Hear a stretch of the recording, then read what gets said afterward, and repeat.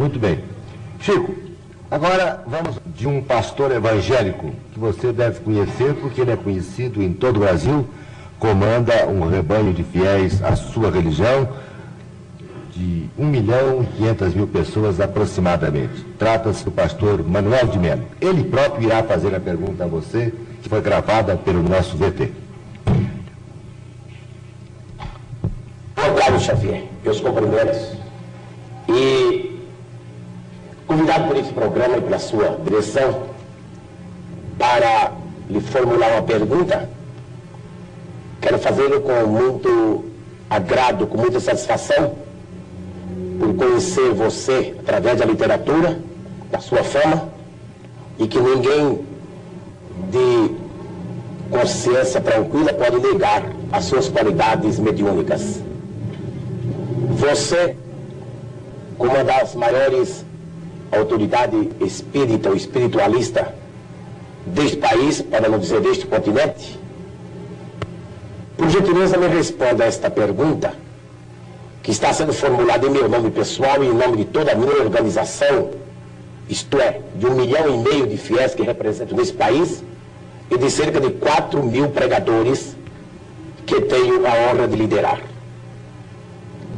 O Espiritismo, Xavier, tem um ponto que se choca profundamente, teologicamente falando, com os princípios bíblicos que defendemos nós, os evangélicos. É exatamente aquele ponto da reencarnação. Isto é, cada pessoa que nasce é sempre reencarnação de uma pessoa que faleceu, de uma pessoa que morreu. Assim, é apregoado, ensinado pelos espíritas no mundo inteiro. Para esclarecimento dos telespectadores desta rede enorme de televisão, deste horário, em nosso pinga-fogo, esclareça o seguinte: Deus criou Adão e Eva. Todos nós concordamos, creio que você também, a maneira como foi criado e o mundo cristão inteiro. Muito bem, mas logo após a criação de Adão e Eva, as duas primeiras criaturas humanas, surgiram as duas outras criaturas humanas, são os dois filhos de Adão e Eva, Abel e Caim. Você poderia, dentro da sistemática espiritualista, dentro da doutrina da reencarnação, você poderia dar, meu caro Xavier, uma explicação aceitável de onde vieram, qual a procedência de Caim e Abel, os dois primeiros filhos de Adão, isto é, pela ordem, a terceira e a quarta pessoa humana existente aqui na Terra? Responda-me. E eu gostaria que os milhões de telespectadores que assistem agora a você com tanta atenção, devido à fama do seu nome e às qualidades insofismáveis que você as tem, responda a procedência e como essas duas criaturas humanas vieram à Terra, Abel e Caim. É somente isto e muito obrigado.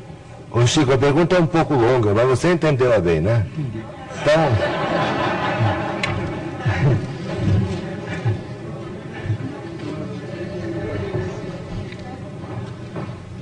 A pergunta do nosso caro amigo, que nos interpela a respeito do texto bíblico, está emoldurada de tamanho carinho que inicialmente nós agradecemos esse tom de fraternidade e ternura humana com que ele emoldura a questão para se dirigir a nós.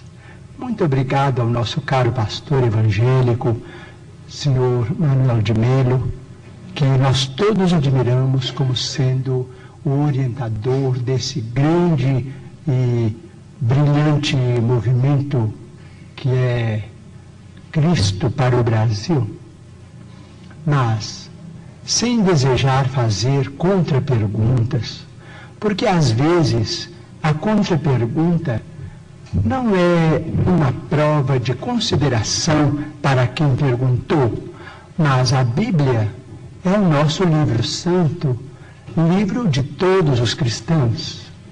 Nós, os espíritas evangélicos, nos detemos no Testamento Novo para compreender a essência dos ensinamentos de nosso Senhor Jesus Cristo e daqueles que o sucederam, os apóstolos da causa evangélica. Não temos maior intimidade com o Velho Testamento, entretanto pedimos permissão ao nosso caro pastor evangélico, senhor Manuel de Melo, para considerar que no livro de Gênesis, no capítulo 4, versículos 16 e 17, vamos encontrar uma questão muito interessante para nossos estudos em conjunto, porque nós todos somos estudantes das letras sagradas. O capítulo 4 trata, por exemplo, da união de Adão e Eva para o nascimento dos seus 3 filhos, Caim, Abel e Sete. Sabemos por esse texto, o capítulo 4 do livro de Gênesis de Moisés, que Caim exterminou Abel. Entretanto, nos versículos 16 e 17, nós encontramos uma informação muito curiosa, a informação de que Caim, em se retirando da face de Deus, se dirigiu para uma cidade ou uma terra chamada Nod, onde ele desposou aquela que foi sua esposa e teve com ela uma grande descendência. Então, estamos perguntando se determinados textos do Antigo Testamento não seriam códigos que nós precisamos estudar com mais segurança para não cairmos, por exemplo, em contradição do ponto de vista literal. Nós precisamos estudar com técnicos e pesquisadores de história, que nós os temos hoje em todas as direções. Digo isso com o máximo respeito, porque se Caim matou Abel antes do nascimento de Sete, mas casou-se numa cidade chamada Nod, onde encontrou a sua mulher, aquela que foi sua esposa, e com ela teve uma grande descendência, o assunto exige estudos especiais de nós todos. Porque, segundo a criação no jardim edênico, a família inicial teria sido constituída pelas 4 pessoas às quais se refere o nosso caro pastor evangélico, senhor Manuel de Melo: Adão, Eva e os 2 filhos primeiros do casal. Vamos estudar então a questão com respeito à reencarnação. Mas o Manuel de Melo tem que estudar também, né? Todos nós. Então vamos chegar a uma conclusão.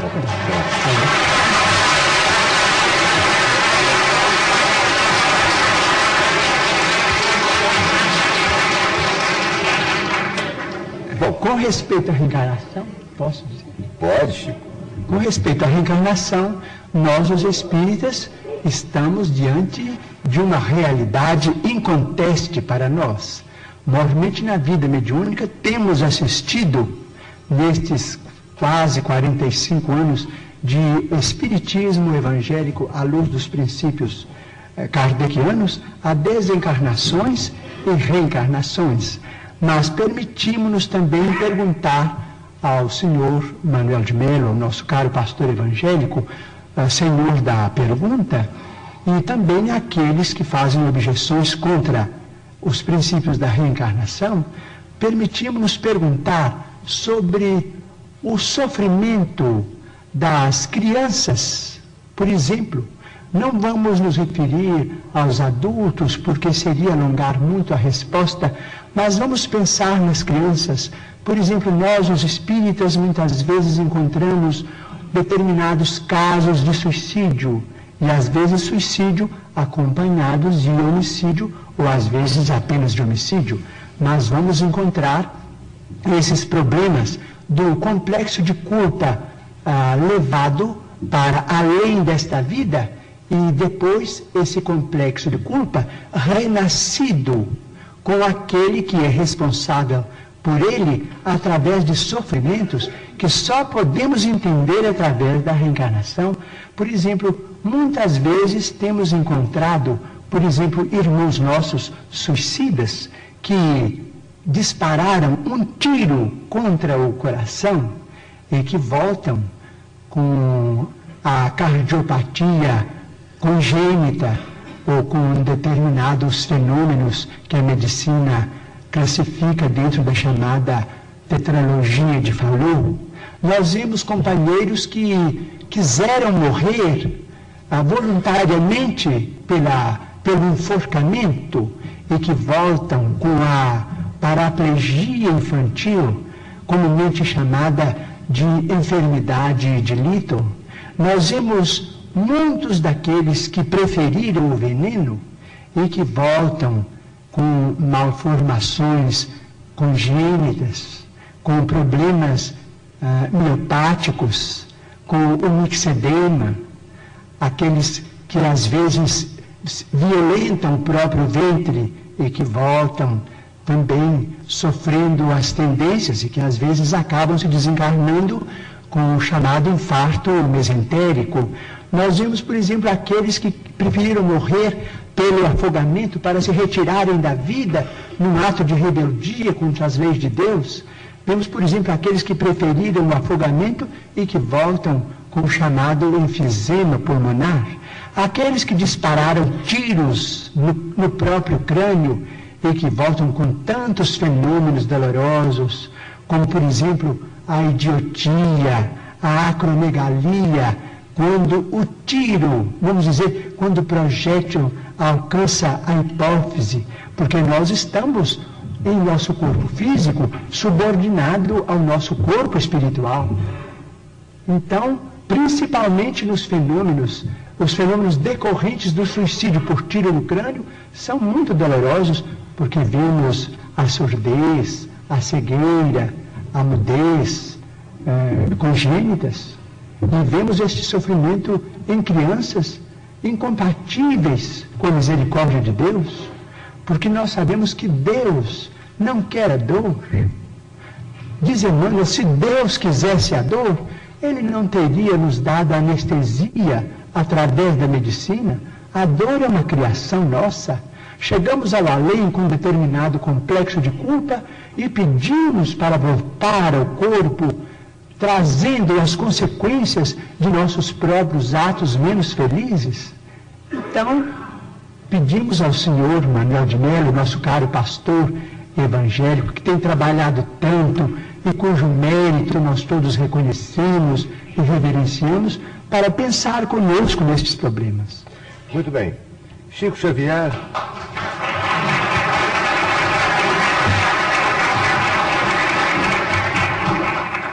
Chico Xavier, eu não ponho em dúvida a sinceridade do seu ministério espiritista. Eu creio firmemente que o senhor trabalha com profundo amor à sua causa e à sua doutrina. Mas eu vou insistir no aspecto mais conhecido da sua obra, das suas atividades, que é aquela do escritor psicográfico. O senhor afirmou, logo a minha primeira pergunta, que escreveu 107 livros e que tem 4 no prelo. Na literatura brasileira, o senhor é, depois de Coelho Neto, o mais prolífico dos escritores que já redigiram na língua portuguesa. Por outro lado, o senhor disse, respondendo a uma pergunta minha, que havia feito apenas um curso primário. O senhor, para todos os que aqui estão e os que estão ouvindo no vídeo em casa, é um homem que tem uma grande fluência ao falar. O senhor constrói com perfeição a frase. O senhor tem lógica na exposição da sua doutrina. Logo, o senhor é um autodidata, que se compenetrou da doutrina que esposou e a estudou profundamente e passou a exercer o seu trabalho expondo essa doutrina. Eu insisto que a escrita automática no senhor deve ser mais o produto do inconsciente do que o produto da mediunidade. Não sei se o senhor conhece uma coleção de livros publicados na França com o título genérico A Maneira de, em que os autores Paul Rebut e Charles Miller em francês, fazem a imitação de vários autores. Por exemplo, Marcel Proust, cujo centenário acaba de passar, se o senhor ler uma página de Marcel Proust e uma página do livro A Maneira de, não distinguirá, ainda mesmo que tenha profundo conhecimento do estilo de Marcel Proust.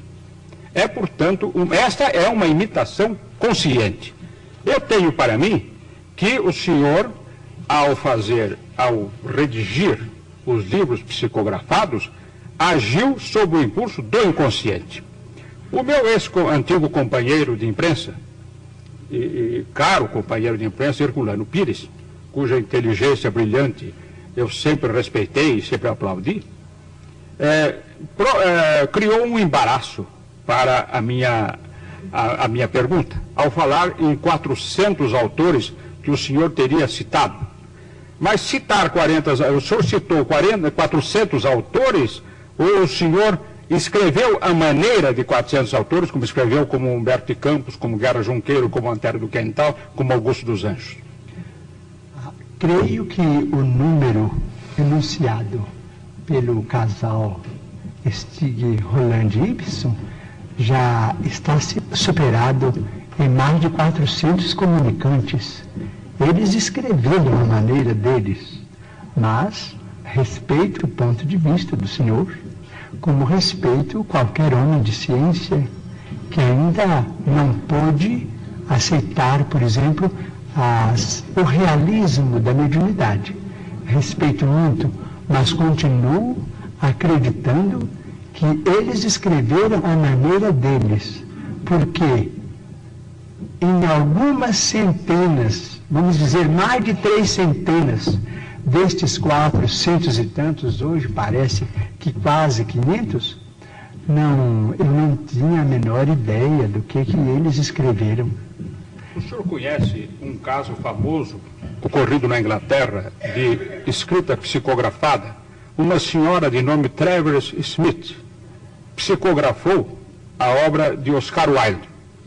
E os meios literários ingleses não aceitaram como sendo uma obra psicografada de Oscar Wilde. Ainda mais,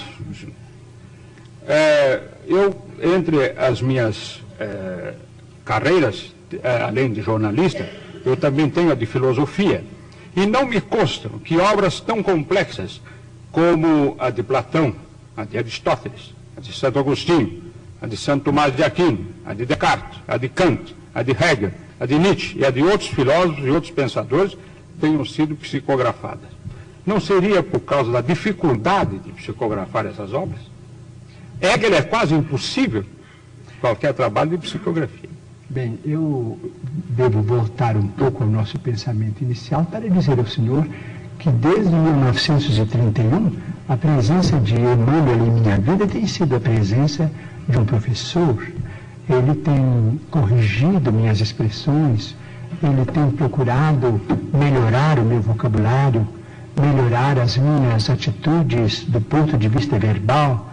E como o livro estava na frente da presença apagada que eu posso trazer, ele sempre teve muito cuidado em podar tanto quanto possível as minhas impropriedades, que eu sei que são muito grandes.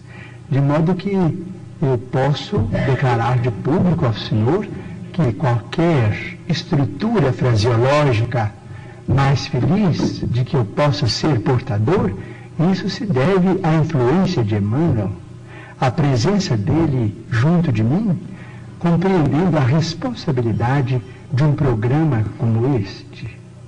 Quanto aos escritores da antiguidade e aos escritores dos tempos modernos, com todo respeito ao Senhor, eu me permitiria perguntar se eles também não seriam médiums.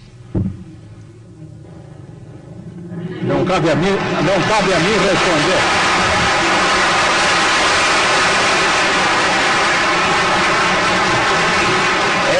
Esta é uma... Quem sabe? Este programa é de perguntas, não é de debates. Não é de debate, absolutamente.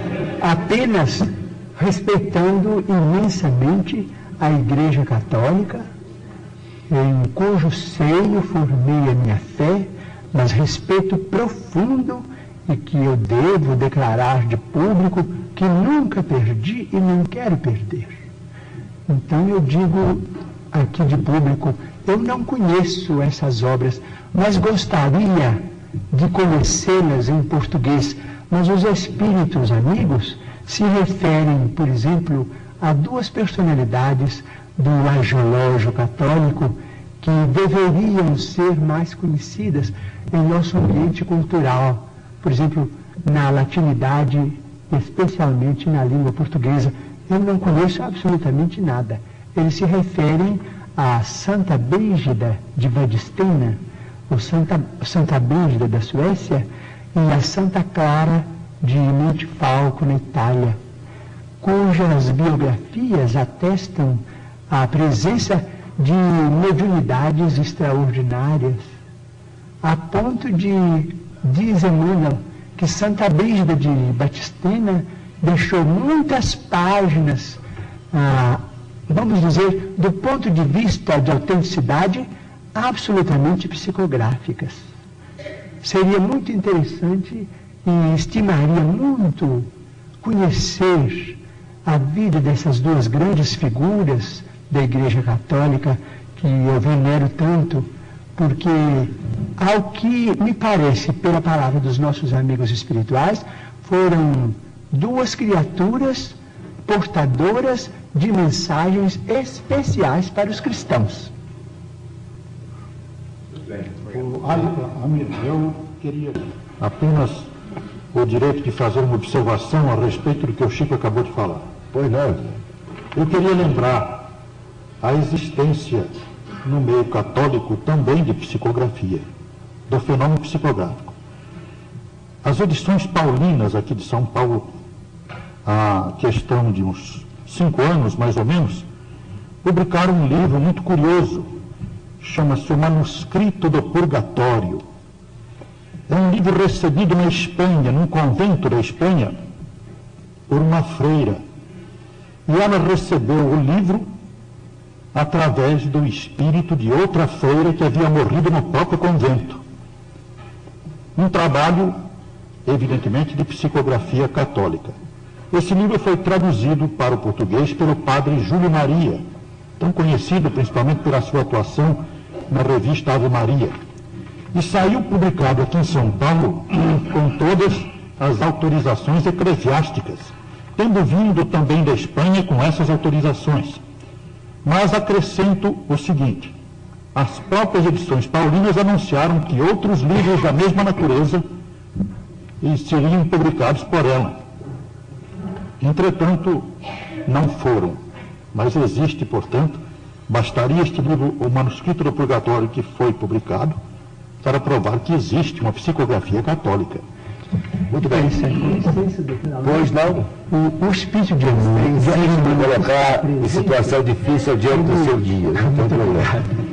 Ele pede para mencionarmos, diante do nosso caro escritor e entrevistador, que levantou o problema com tanta distinção e com tanto carinho, que nós não podemos esquecer um problema muito importante em nossa vida cristã, é que o livro é mesmo um instrumento de cultura extraordinário e que é, vamos dizer, um instrumento que está entre este mundo e o outro mundo. É tão importante que o primeiro livro que veio para a humanidade, vamos dizer, é um livro do mundo espiritual, um livro de pedra, que foi os 10 Mandamentos. Psicografia de Moisés.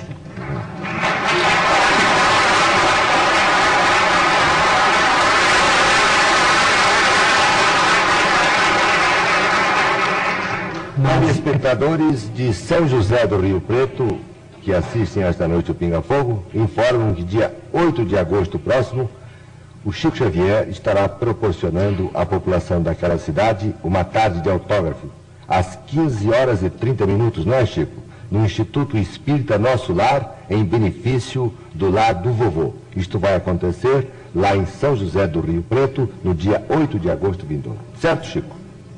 Certo. Tá? Certo, se Deus permitir, estaremos. Ele vai permitir. Eli Alves com a pergunta seguinte. Eu queria saber agora o seguinte: os espíritas dizem que os renascimentos sucessivos da criatura humana têm por objetivo a sua evolução. Outras correntes espiritualistas, como os teosofistas, os messiânicos, também dizem que nós estamos no limiar de uma era de grande beleza, a era de Aquário, em que a humanidade será muito mais feliz.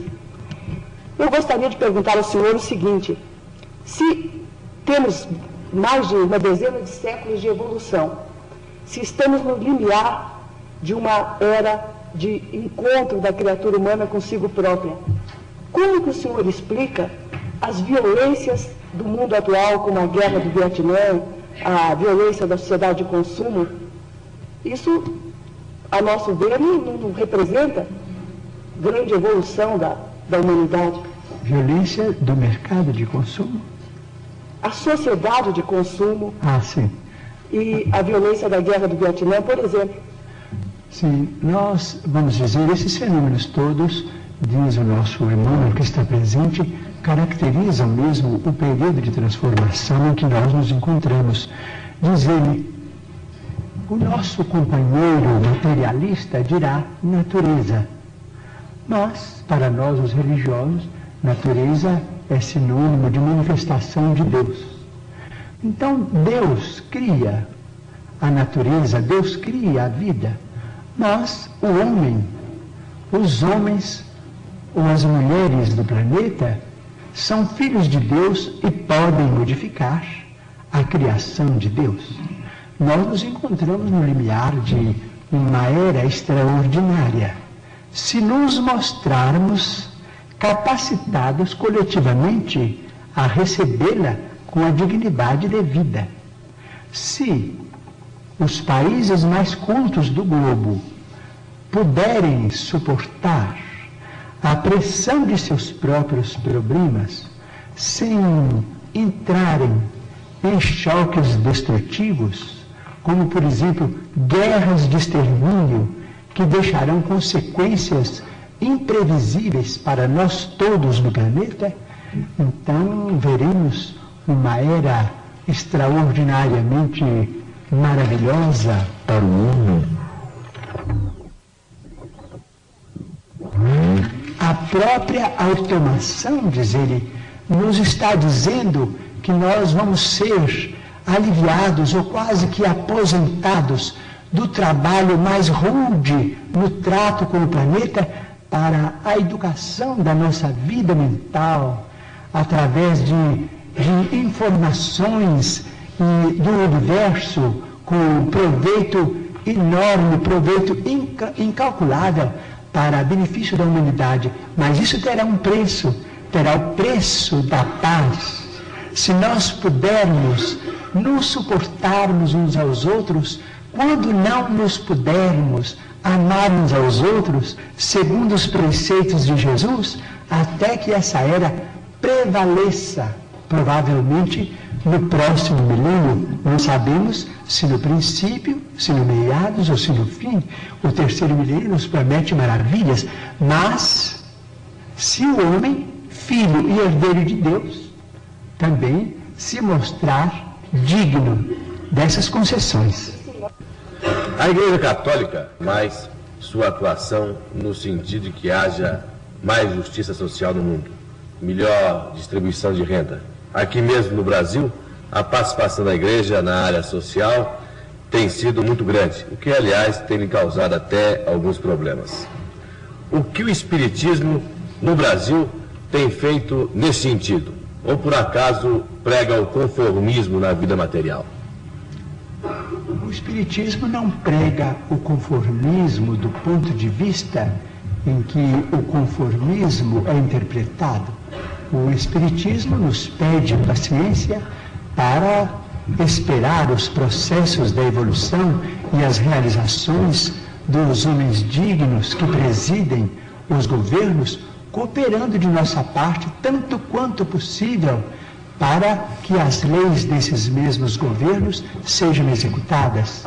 De modo que, se estamos subordinados ao critério de nosso Senhor Jesus Cristo, que estabelece aquele princípio de a Deus o que é de Deus e a César o que é de César, isto é, aquilo que pertence ao mundo superior da nossa mente, as realizações com Deus, que constitui o progresso e o aprimoramento de nossa alma, e aquilo que nós devemos aos poderes constituídos no mundo, que nos orientam e que administram os nossos interesses, então o Espiritismo não se sente, vamos dizer, o Espiritismo evangélico não se sente absolutamente inclinado a qualquer participação no partidarismo de ordem política para solucionar os problemas da vida material, conquanto reconheça que todos devemos trabalhar.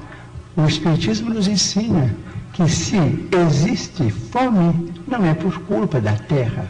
Assim como se o rio não tem culpa, quando passamos por cima dele numa ponte, cometendo um delito contra a higiene, as leis são magnânimas, mas a vacina contra a ignorância é a instrução, e a vacina contra a penúria é o trabalho. Em vez de, vamos dizer, de pedir melhoria de rendas, vamos pensar assim, conquanto todos precisamos do dinheiro, todos necessitamos do dinheiro como sangue de nossas realizações materiais e seiva da nossa civilização. Nós todos precisamos do dinheiro, seja ele apresentado de que forma for, em qualquer regime, porque o dinheiro é um documento daqueles que nos governam e que nos credenciam para o serviço aquisitivo onde estejamos. Conquanto precisemos todos do dinheiro, se pensássemos, por exemplo, em trabalharmos todos e em organizar, vamos dizer, as questões do trabalho com o aproveitamento das nossas energias integrais, então cremos que o problema seria quase que imediatamente resolvido.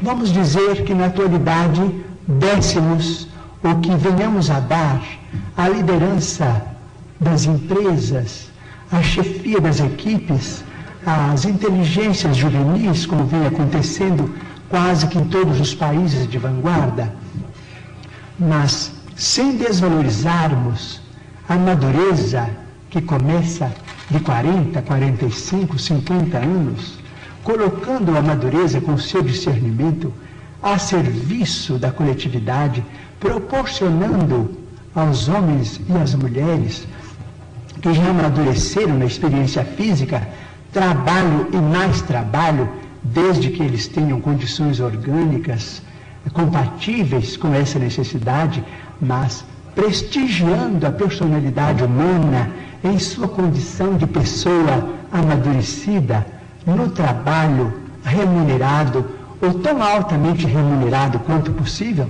nós resolveríamos o problema. Resolveríamos o problema sem entrarmos em atrito com a autoridade legal. Eu me lembro, entre as suas obras, obras de psicografia que são bastante importantes do ponto de vista doutrinário para o Espiritismo. Por exemplo, Evolução em Dois Mundos. Eu me lembro que este livro foi escrito psicograficamente por você e pelo Dr. Valdo Vieira. Na ocasião, você morava, se não me engano, em Pedro Leopoldo, e o Dr. Valdo Vieira em Uberaba. Verdade.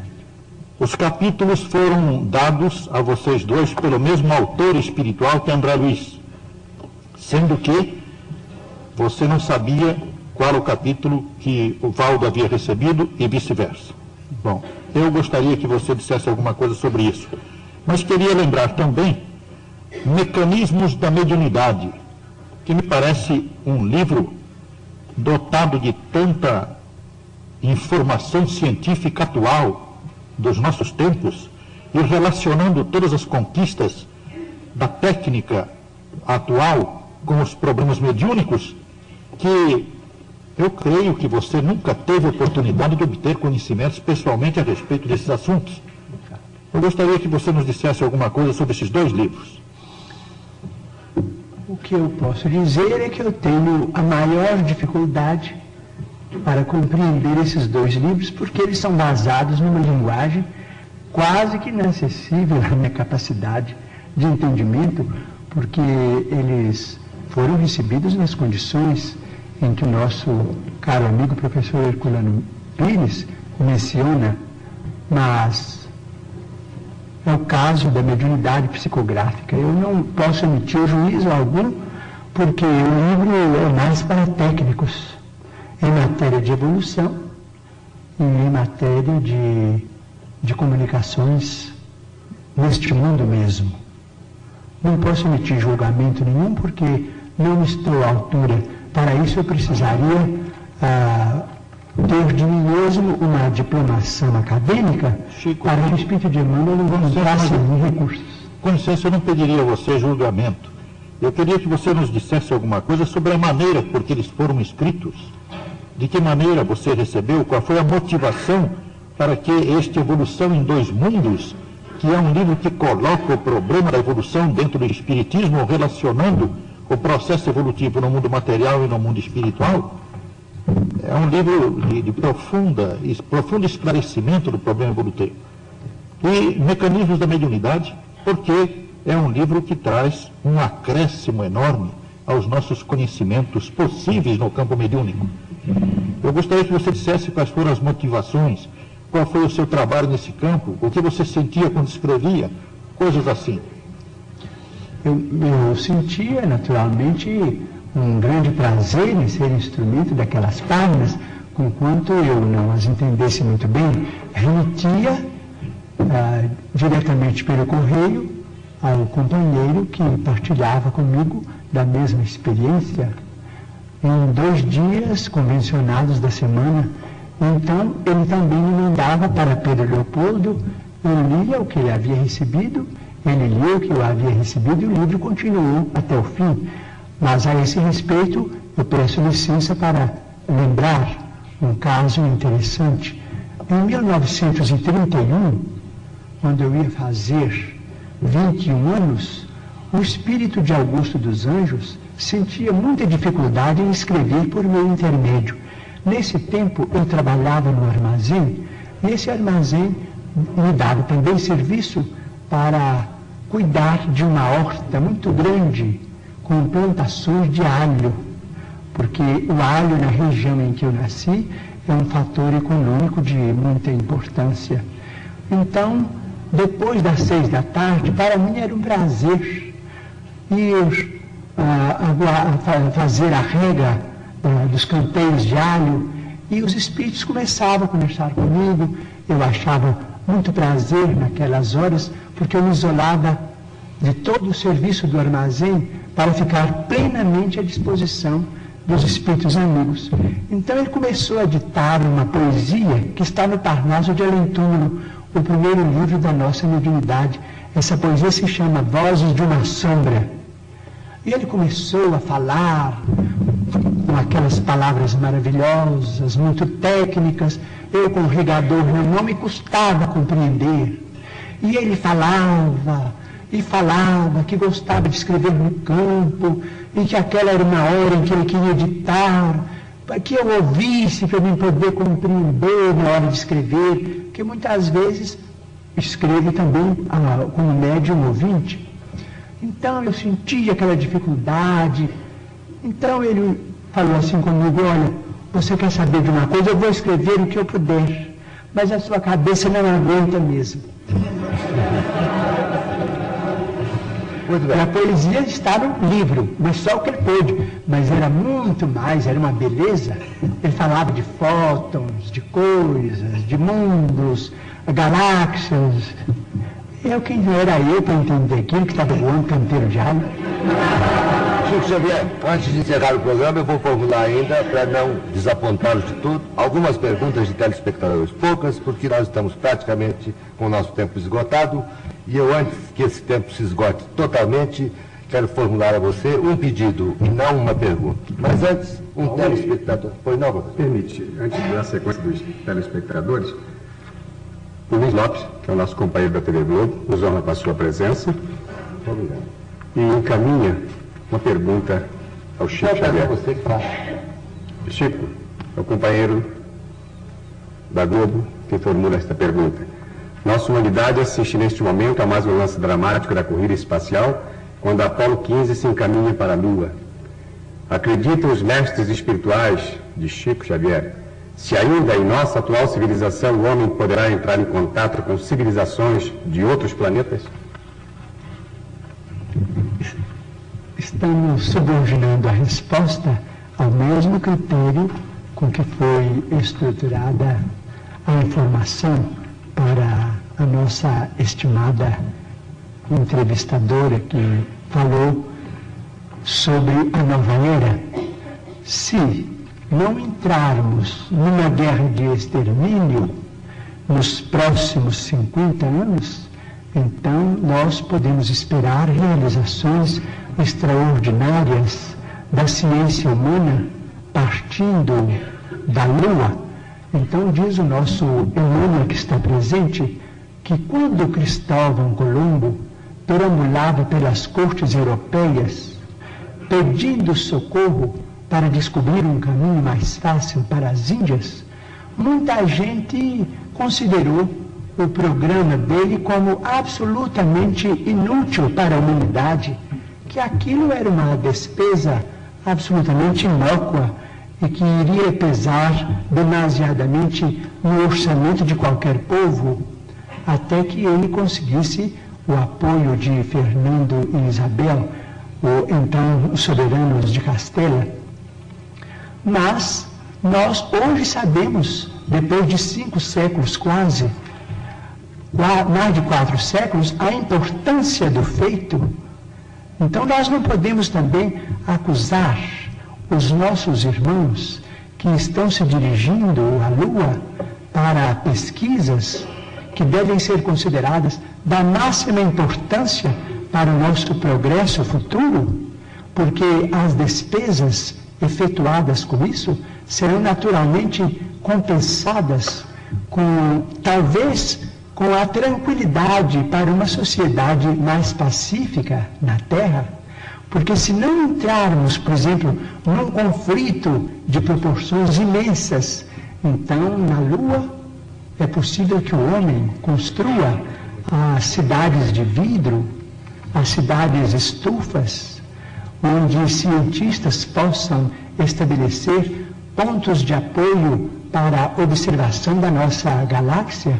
Essas cidades não são sonhos da ciência, essas cidades, naturalmente, com muito sacrifício da humanidade terrestre, podem ser feitas e provavelmente, vamos dizer, vai se obter azoto e oxigênio e usinas, vamos dizer, de alumínio e formações de vidro e matéria plástica na própria Lua para a construção desses redutos da ciência terrestre.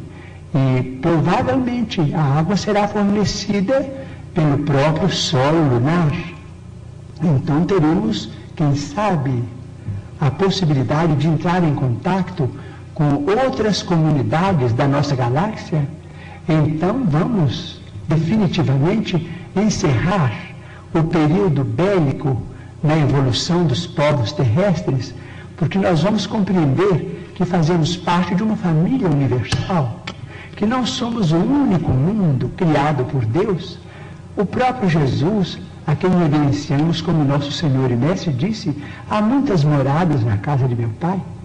Portanto, nós precisamos prestigiar a paz dos povos, a tranquilidade de todos, com o respeito de todos, com a veneração máxima pela ciência, para que nós possamos oferir esses benefícios no futuro, talvez mais próximo do que remoto, se nós fizermos por merecer. Chico.